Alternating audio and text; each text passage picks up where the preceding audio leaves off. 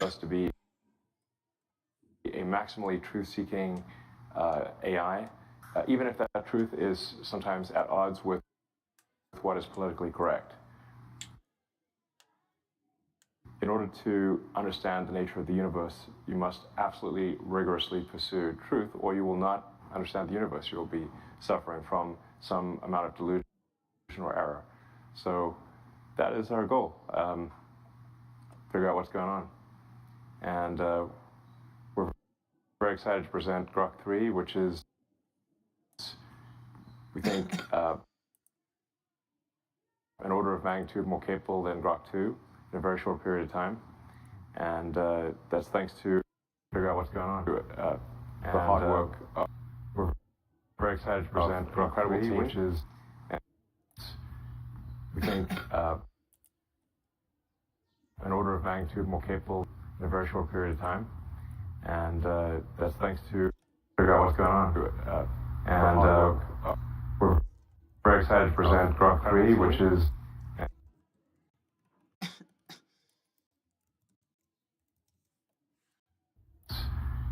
we think in order to work with such a great magnitude more capable in a very short period of time. And that's thanks to figure out what's going on. We're very excited. And of course, we'd love to have present Grok3, which is some of the smartest humans out there join our team. So with that, let's go. Hi everyone, my name is Igor, lead engineer at XAI. I'm Jimmy Paul, leading research. I'm Tony, working on the reasoning team. All right, I'm Elon. I don't do anything. I just show up occasionally. Yeah, so like Elon mentioned, Grok is the tool that we're working on. Grok is our AI that we're building here at XAI, and we've been working extremely hard over the last few months to improve Grok as much as we can, so we can give it to all of you, so we can give all of you access to it.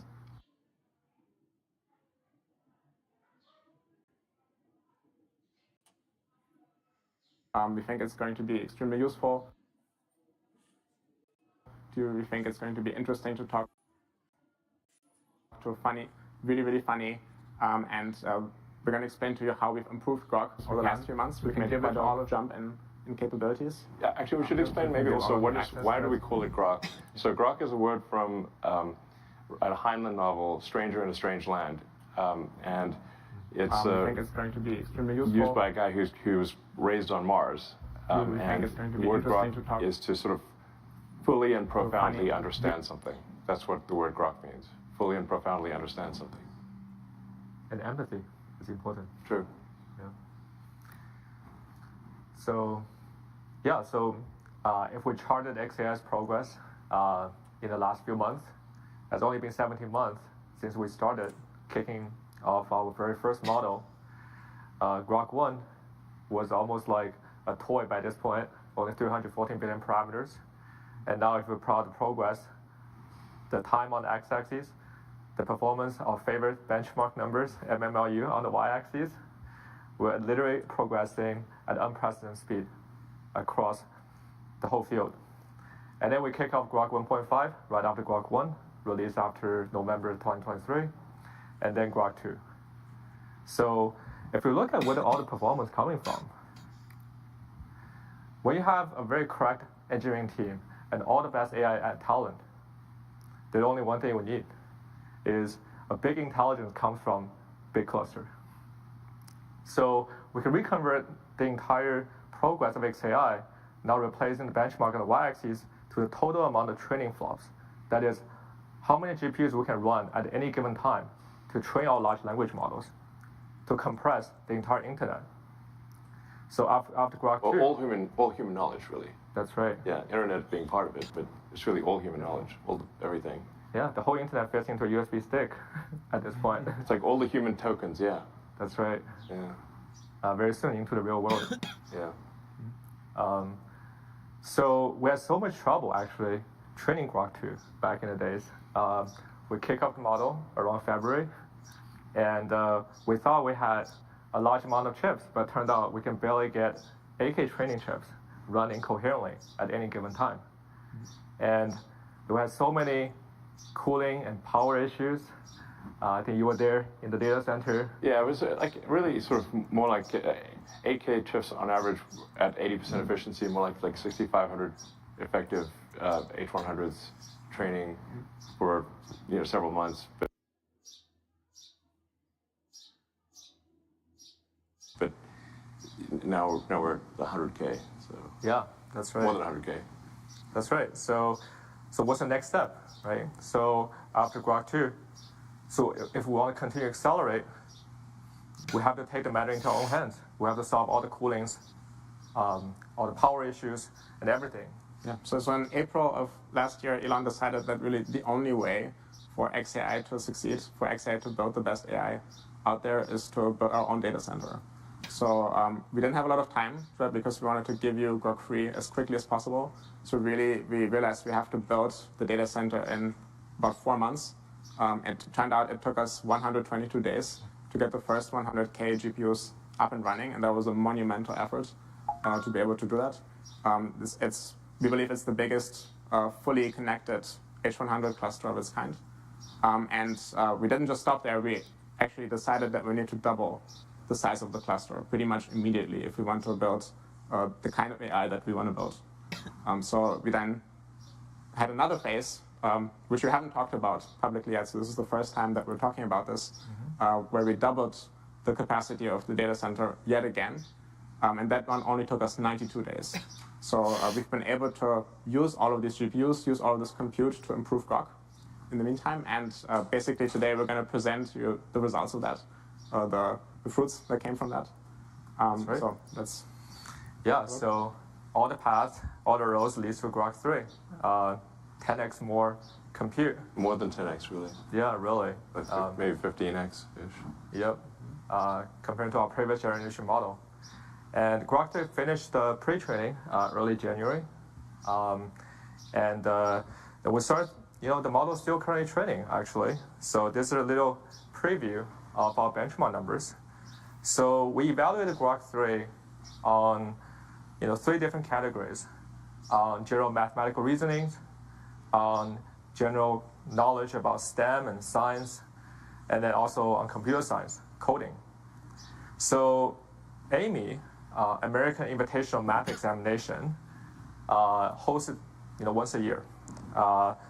And if we evaluate the model performance, we can see that the Grok 3 across the board is in a league of its own. Even its little brother, Grok 3 Mini, is reaching the frontier across all the other competitors. So you would say, well, at this point, all these benchmarks, you're just evaluating the memorization of the textbooks, memorization of the GitHub repos. How about the real-time usefulness? How about we actually use those models in our product? So what we did instead is we actually kicked off a blind test of our Grok 3 model, codenamed Chocolate. It's pretty hot. Yeah, hot chocolate. Been running on this platform called Chatbot Arena for 2 weeks.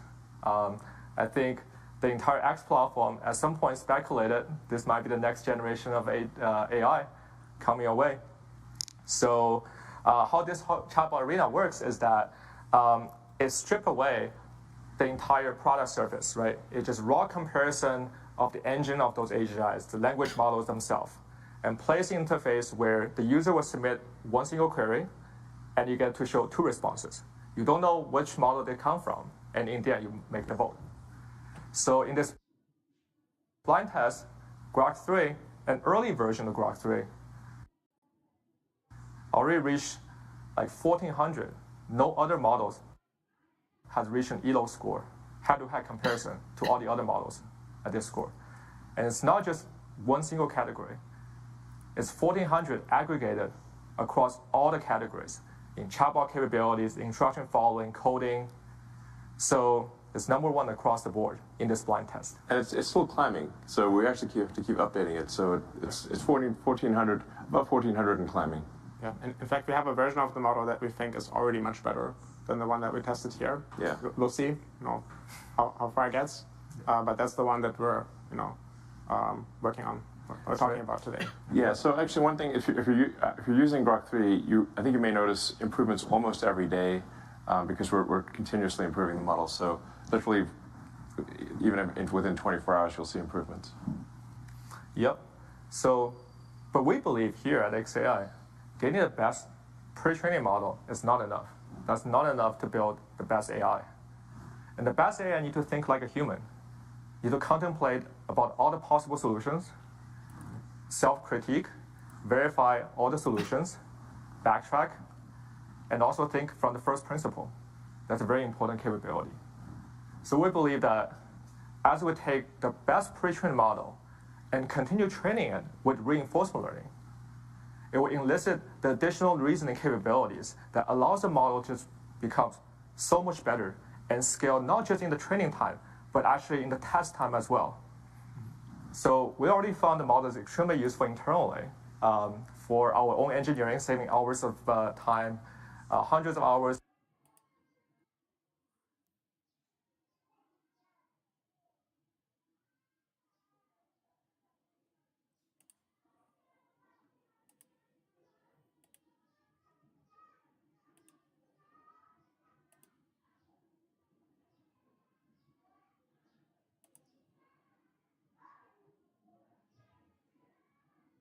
Of coding time.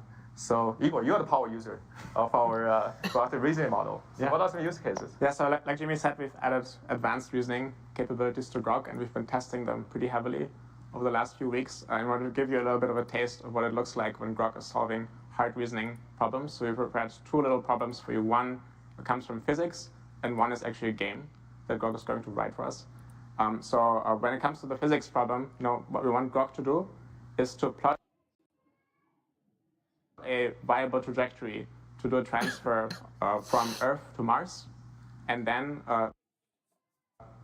at a later point in time, a transfer back from Mars to Earth, and that requires some physics that Grok will have to understand. So we're going to challenge Grok, come up with a viable trajectory, calculate it, and then plot it for us so we can see it. And yeah, this is totally unscripted, by the way. That's the entirety of the prompt, which should be clarified, is that there's nothing more than that. Yeah, exactly. This is the Grok interface, and we've typed in this text that you can see here: generate code for an animated 3D plot of a launch from Earth, landing on Mars, and then back to Earth at the next launch window. And we've now kicked off the query, and you can see Grok is thinking. So part of Grok's advanced reasoning capabilities are these thinking traces that you can see here. You can even go inside and actually read what Grok is thinking as it's going through the problem, as it's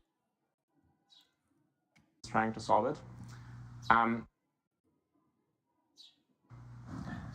Yeah, we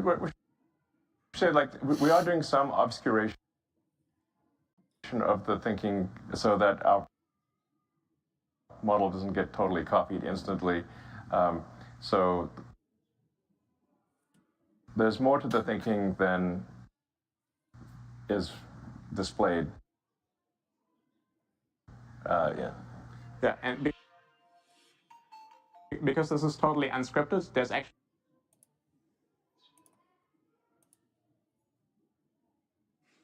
a chance that Grok might make a little coding mistake, and it might not actually work. So just in case, we're going to launch 2 more instances of this. So if something goes wrong, we'll be able to switch to those and show you something that's presentable. Right, so we're kicking off the other two as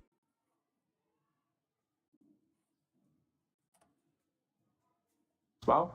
And like I said, we have a second problem as well. Yeah, actually one of our favorite activities here at XCI is having Grok write games for us. Not just any old game, any game that you might already be familiar with, but actually creating new games on the spot and being creative about it. So one example that we found was really, really fun is create a game that's a mixture of the two games, Tetris and Bejeweled.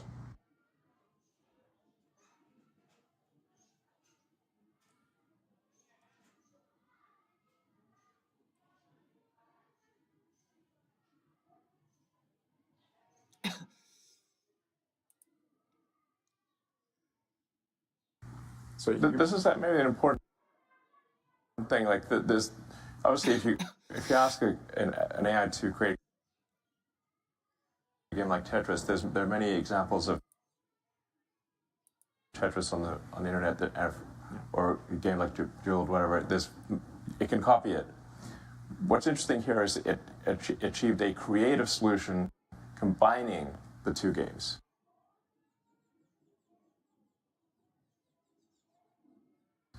That actually works.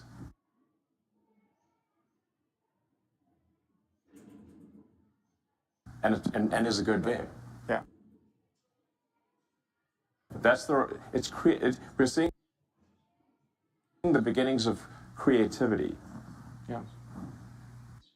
Fingers crossed that we can recreate that. But hopefully it works. Yeah. Hopefully it be works. Embarrassing if it doesn't. So actually, because this is a bit more challenging, we're going to use something special here, which we call Big Brain. That's our mode in which we use more computation.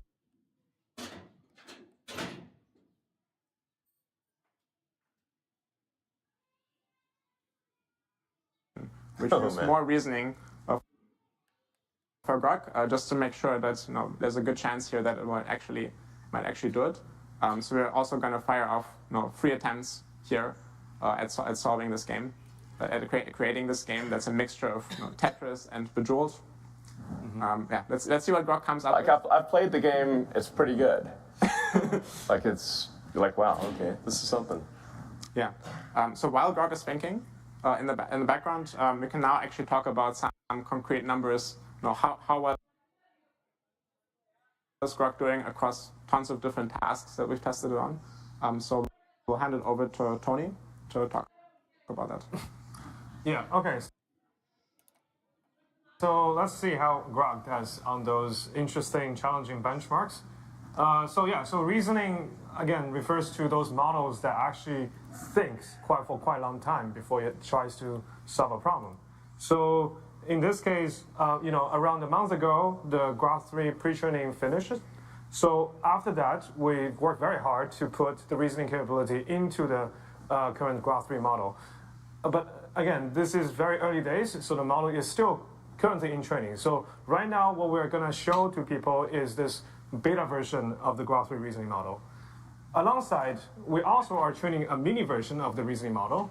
So essentially, on this plot, you can see the Grok3 reasoning beta and then Grok3 mini reasoning. The Grok3 mini reasoning is actually a model that we train for much longer time. And you can see that sometimes it actually performs slightly better compared to the Grok3 reasoning. This also just means that there's a huge potential for the Grok3 reasoning because it's trained for much less time. So let's actually look at how it does on those 3 benchmarks. So Jimmy also introduced already. So essentially, we're looking at 3 different areas: mathematics, science, and coding. And for math, we're picking this high school competition math problem. For science, we actually pick those PhD level science questions. And for coding, it's also actually pretty challenging. It's competitive coding and also some lead code, which is some code interview problems that people usually get when they interview for companies. So on those benchmarks, you can see that the Grok3 actually performed quite well across the board compared to other competitors. So it's pretty promising. These models are very smart. Yeah. So Tony, what are those shaded bars? Yeah, so I'm glad you asked this question. So for those models, because it can reason, it can think, you can also ask them to even think longer. You can spend more what we call test and compute, which means you can spend more time to reason, to think about a problem before you spit out the answer. So in this case, the shaded bar here means that we just ask the model to spend more time. You can solve the same problem many times before it tries to conclude what is the right solution. And once you give this compute or this kind of budget to the model, it turns out the model can even perform better. So this is essentially the shaded bar in those plots. Right. So I think this is really exciting, right? Because now instead of just doing one chain of thought with AI, why not do multiple all at once? Yes. So that's a very powerful technique that allows us to continue to scale the model capabilities after training. And people often ask, are we actually just overfitting to the benchmarks? Yes. So how about generalization? So yes, I think this is definitely a question that we are asking ourselves, whether we are overfitting to those current benchmarks. Luckily, we have a real test. So about 5 days ago, AMI 2025 just finished. This is where high school students compete in this particular benchmark. So we got this very fresh new competition, and then we asked our two models to compete on the same benchmark, the same exam. And it turns out, very interestingly, the Grok3 reasoning, the big one, actually does better on this particular new fresh exam. This also means that the generalization capability of the big model is stronger, much stronger compared to the smaller model. If you compare to the last year's exam, actually this is the opposite. The smaller model kind of learns the previous exams better. So yeah, so this actually shows some kind of true generalization from the model. That's right. So 17 months ago, our Grok3 and Grok1 barely solved any high school problems. That's right. And now we have a kid that just already graduated. The Grok is ready to go to college. Is that right? Yeah. I mean, it won't be long before it's simply perfect. The human exams won't be hard. They'll be too easy. Yeah. And internally, we actually, as the Grok continue evolves, we're going to talk about what we're excited about. But very soon, there will be no more benchmarks left. Yeah. Yeah, one thing that's quite fascinating, I think, is that we basically only trained Grok's reasoning abilities on math problems and competitive coding problems. Mm-hmm. Right? So very, very specialized kinds of tasks, but somehow it's able to work on all kinds of other different tasks. So including creating games, lots and lots of different things. And what seems to be happening is that basically Grok learns this ability to detect its own mistakes in its thinking, correct them, persist on a problem, try lots of different variants, pick the one that's best. So there are these generalizing abilities that Grok learns from mathematics and from coding, which it can then use to solve all kinds of other problems. So that's pretty. I mean, reality is the instantiation of mathematics. Mm-hmm. That's right. And one thing we're actually really excited about, that going back to our founding mission, is what if one day we have a computer just like Deep Thought that utilize our entire cluster just for that one very important problem in the test time. And all the GPU turned on, right? So I think back then we were building the GPU clusters together. You were plugging cables. And I remember that when we turned on the first initial test, you can hear all the GPUs humming in the hallway. That's almost feel like spiritual. Yeah, that's actually a pretty cool thing that we're able to do. So that we can go into the data center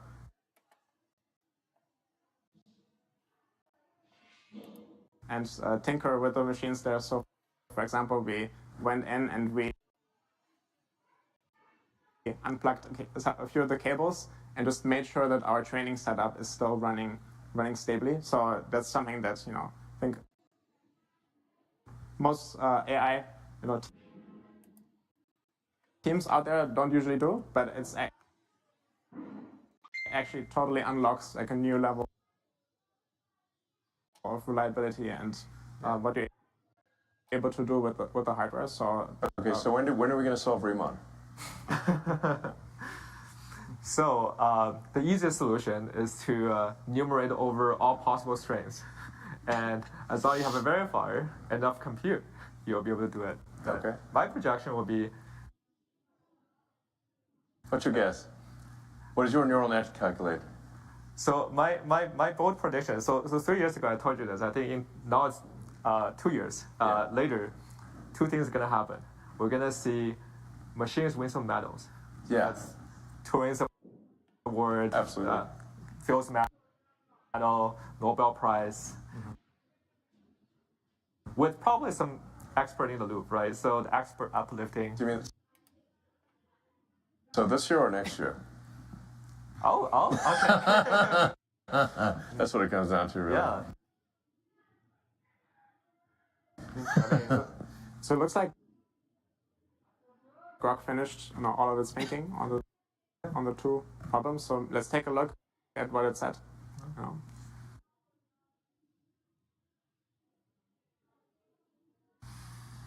right, so this was the little physics problem we had.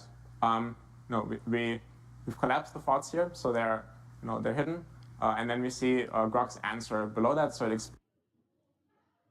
It wrote a Python script here using matplotlib, then gives us all of the code. So let's take a quick look at the code. Seems like it's doing reasonable things here, not totally off the mark.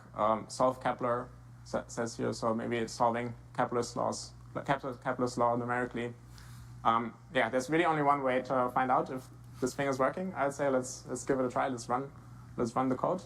All right, and we can see, Grok is animating two different planets, Earth and Mars here, and then the green ball is the vehicle that's transiting, the spacecraft that's transitioning between Earth and Mars. And you could see the journey from Earth to Mars, and it looks like, indeed, the astronauts returned safely, at the right moment in time. Obviously this was just generated on the spot, so we can't tell you if that was actually correct solution. So we're going to take a closer look. Maybe we're going to call some colleagues from at SpaceX, ask them if this is legit. It's pretty close. It's. I mean, there's a lot of complexities in the actual orbits that have to be taken into account, but this is pretty close to what it looks like. Awesome. Cool. In fact, I have that on my pendant here. This has got the Earth Mars home and transfer on it. Yeah. When are we going to install Grok on a rocket? Well, I suppose in 2 years. 2 years? Everything is 2 years away. Well, Earth and Mars transit occurs every 26 months. We're currently in a transit window approximately. The next one would be November of next year, roughly end of next year. And if all goes well, SpaceX will send Starship rockets to Mars, and with Optimus robots and Grok. Yeah, I'm curious what this combination of Tetris and Bejeweled looks like. The Tetris, as we've named it internally. We also have an output from Grok here. It says wrote a Python script, explains that is what it's been doing. If you look at the code, there's some constants that are being defined here.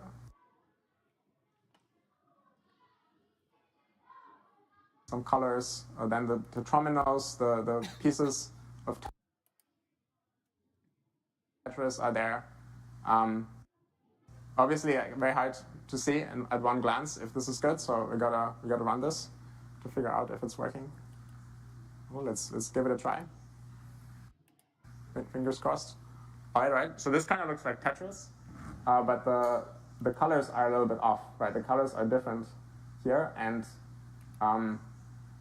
if you think about it, what's going on here, Bejeweled has this mechanic where if you get 3 jewels in a row, then they disappear, and also gravity activates, right? So what happens if you get 3 of the colors together? Okay, so something happened.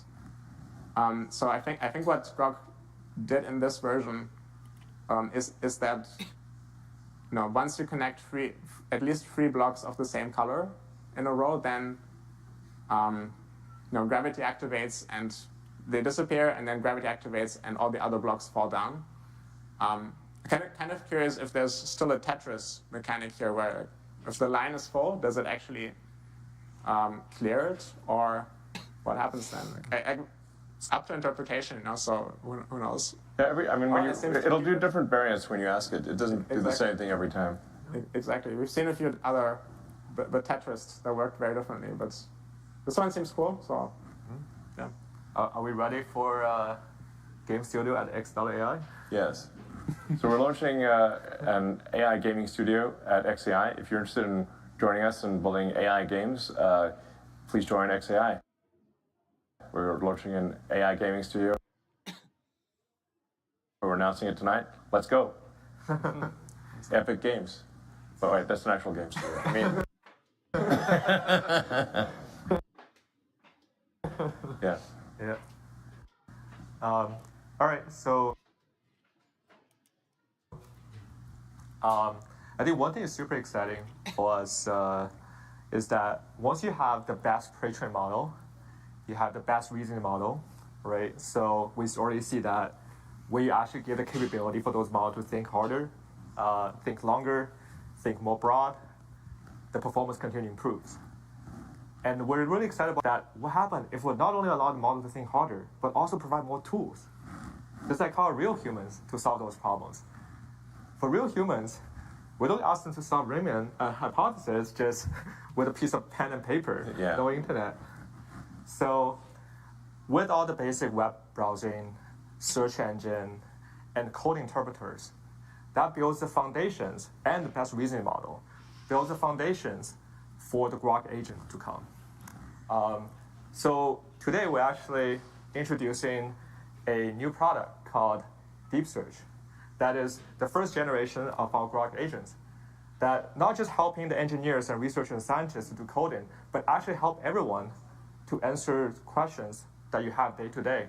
It's a kind of like a next generation search engine that really help you to understand the universe. So you can start asking questions like, for example, hey, when is the next Starship launch day, for example?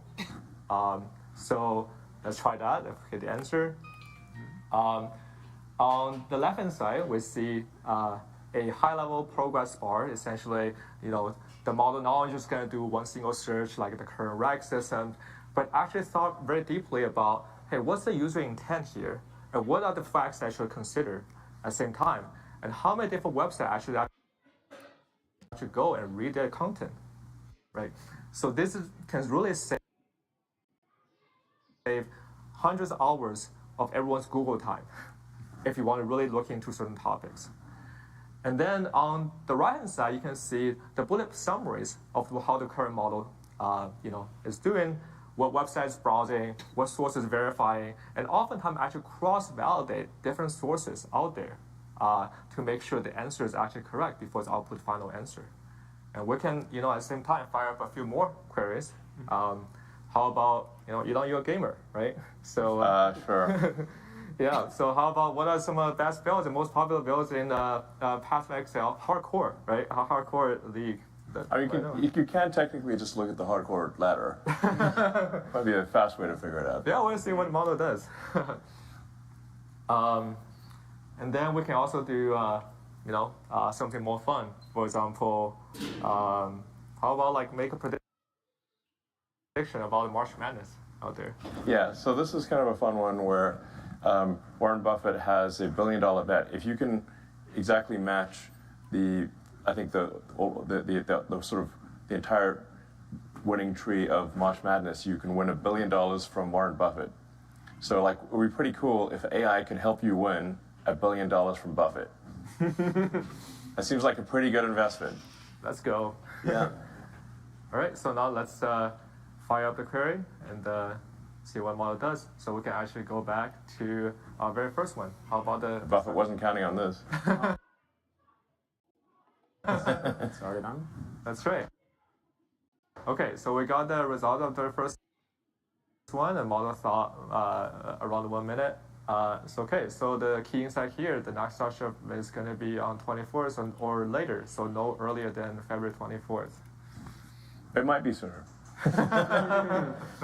So yeah, so I think we can scroll down what the model does. So it does a little research on the Flight 7, what happened, got grounded, and actually it looked into the FCC filing,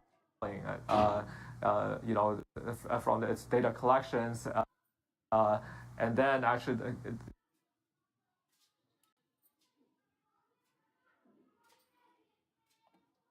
made a new conclusion that if we continue to scroll down,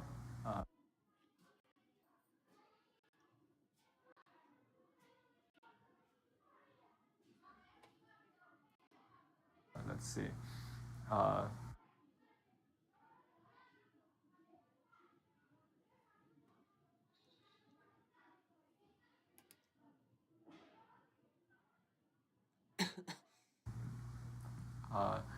Right.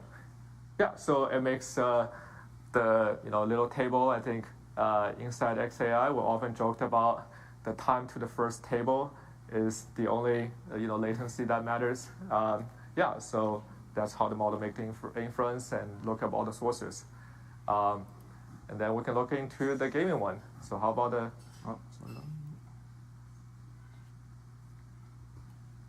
right. So for this particular one, we look at the build is light and Okay. it's kind of all the meta. Yeah. So with the infernalist, but if we go down, so the surprising fact of all the other builds. So I look into the 12 classes. Yeah. So we'll see that the minion build was pretty popular whenever the game first came out, and now the invokers of the world took over. Monk Invoker for sure. Yeah, that's right. Yeah, followed by the Stone Weavers, and that's really good at mapping. So, yeah, and then we can see the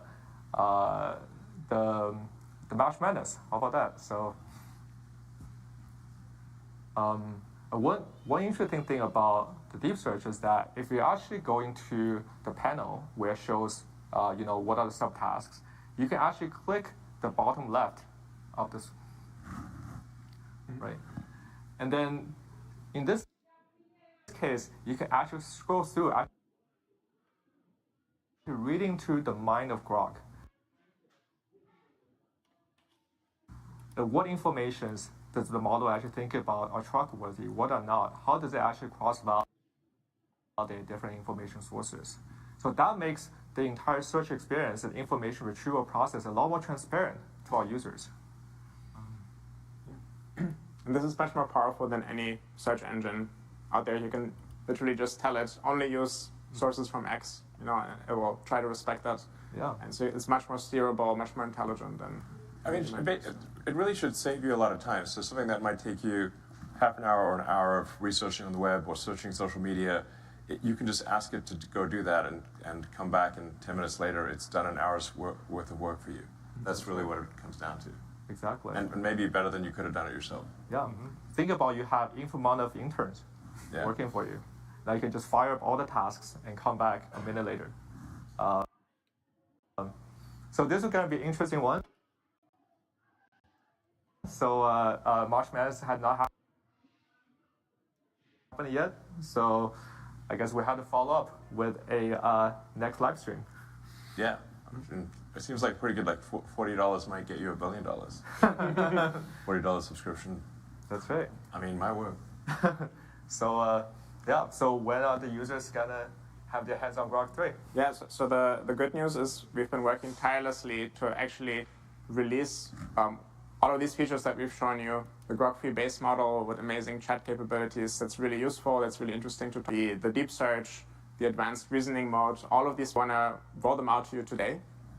Starting with the Premium Plus subscribers on X. As the first group that will initially get access. Make sure to update your X app if you want to see all of the advanced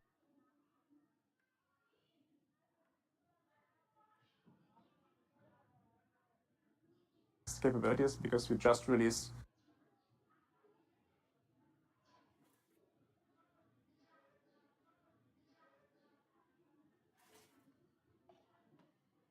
the update now as we're talking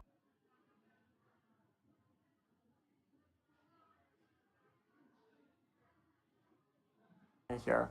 Yeah, if you're interested in getting early access to Grok, then sign up for Premium Plus. And also, we're announcing that we're starting a separate subscription for Grok that we call Super Grok, for those real Grok fans that want the most advanced capabilities and the earliest access to new features. So feel free to check that out as well. This is for the dedicated Grok app and for the website. Exactly. So our new website is called Grok.com. Yeah. And you'll also You'd find... never guess. Yeah, you'll never guess. And you can also find our Grok app in the iOS App Store. And that gives you like a more even more polished experience that's totally Grok focused. If you want to have Grok easily available one tap away. Yeah, and the version on Grok.com on on a web browser is going to be the latest and most advanced version, because obviously it takes us a while to get something into an app and then get it approved by the App Store. So and there's if something's on a phone format, there's limitations to what you can do. So the most powerful version of Grok and the latest version will be the web version at Grok.com. Yeah. So watch out for the name Grok3 in the app. Dead giveaway. Yeah, exactly. That's the giveaway that you have. Grok3, and if it says Grok2, then Grok3 hasn't quite arrived for you yet, but we're working hard to roll this out today, and then to even more people over the coming days. Yeah, make sure you update your phone app too, where you're actually going to get all the tools we showcased today, with the thinking mode, with the deep search. So yeah, really looking forward to all the feedbacks you have. Yeah, and I think we should emphasize that this is kind of a beta, like meaning that you should expect some imperfections at first, but we will improve it rapidly almost every day. In fact, every day I think it'll get better. So if you want a more polished version, I'd like maybe wait a week, but expect improvements literally every day. And then we're also going to be providing a voice interaction, so you can have conversational. In fact, I was trying it earlier today. It's working pretty well, but needs a bit more polish. The sort of way where you can just literally talk to it like you're talking to a person. That's awesome. It's actually, I think, one of the best experiences of Grok. But that's probably about a week away. Yeah. So with that said, Well, I think we might have some audience questions. Sure. Yeah. All right. So let's take a look. Yeah, let's take a look. The audience from the Ask platform. Yeah. Cool. So the first question here is, when Grok Voice Assistant? When is it coming out? Yeah, as soon as possible, just like Elon said, just a little bit of polishing away from being released to everybody. Obviously, it's going to be released in an early form, and we're going to rapidly iterate on that. Yeah. And the next question is like, when will Grok3 be in the API? So this is coming in the Grok3 API with both the reasoning models and deep search is coming your way in the coming weeks. We're actually very excited about the enterprise use cases of all these additional tools that now Grok has access to, and how the test time compute and tool use can actually really accelerate all the business use cases. And another one is, will voice mode be native or text-to-speech? So I think that means, is it going to be one model that is understanding what you say and then talking back to you, or is it going to be some system that has text-to-speech inside of it? And the good news is it's going to be one model, like a variant of Grok3 that we're going to release, which basically understands what you're saying and then generates the audio directly from that.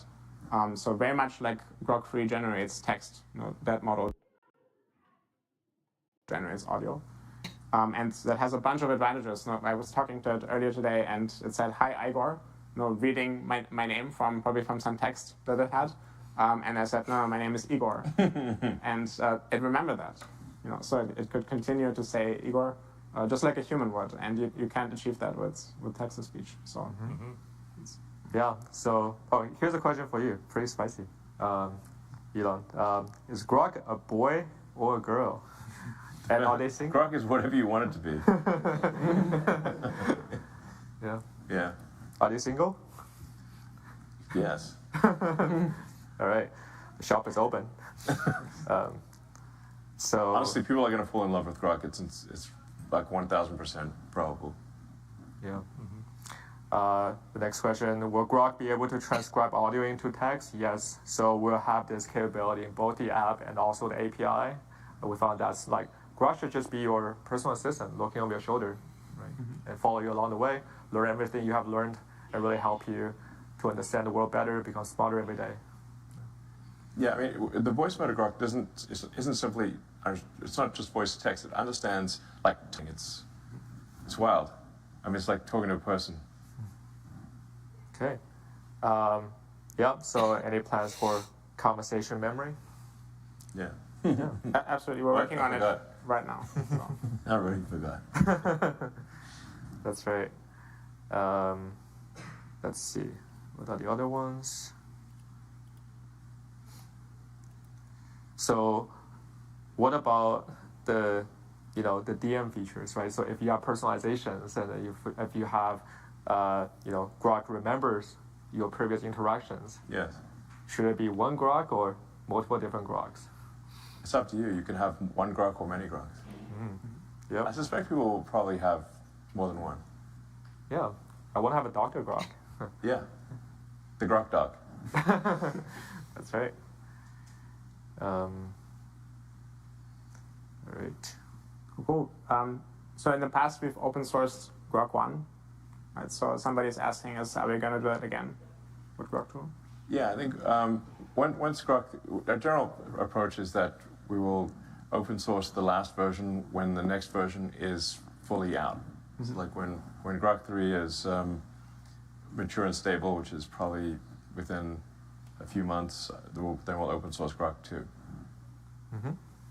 Okay, so we'll probably have time for one last question.